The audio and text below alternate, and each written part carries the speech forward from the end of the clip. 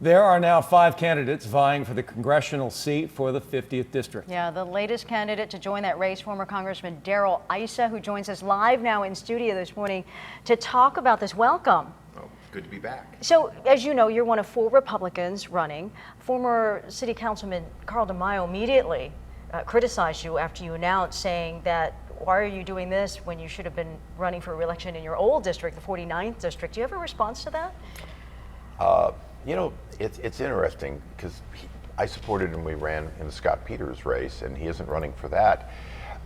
Look, this is a seat in trouble. It's a seat that we could lose. And I think each of us is trying to make the case of why we would do the best job if elected and why we could be elected, one of us as Republicans. And I think that's the point. The reality is yesterday, 4 people got out of the race and endorsed me, all 4 of whom had deep roots in this community, but made a decision that I would be the best candidate going forward. And I think that was the story that was told yesterday by Diane Jacob and others of why they were supporting me. You had previously supported Duncan Hunter. What finally changed for you? Look, I still support his having his day in court and his being able to clear up whatever can be cleared up in his case. This is really about electability and the ability to function, which is something that's been difficult for Duncan. He's been stripped of his committees. That's very different than wanting him to have his opportunity to clear up his personal life. Now, you said you don't want to make your campaign about his legal troubles. How do you appeal to his loyal supporters without referencing that situation?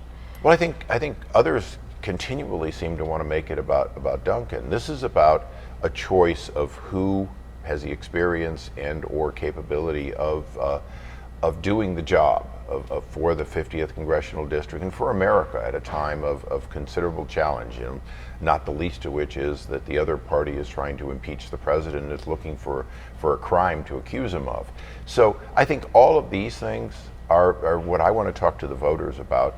I have 18 years of doing this job, and I think I can make the case, but I'm not going to be out there campaigning against any of those other candidates. I think at this point I'm running on a record of accomplishment.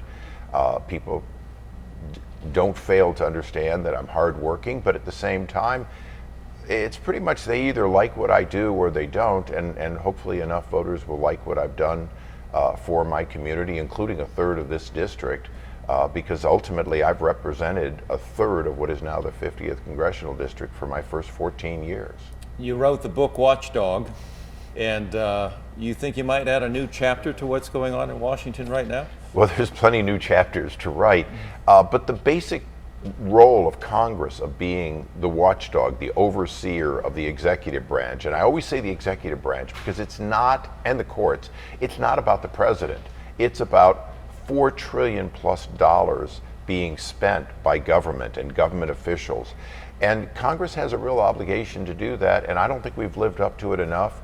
Certainly that's something I'll go back and do, but I also have the role of foreign affairs and judiciary, and I take those roles seriously too. All right, congressional candidate Darrell Issa, thank you for your time. Thanks. Yeah, Thanks for having me back. That. Sure thing.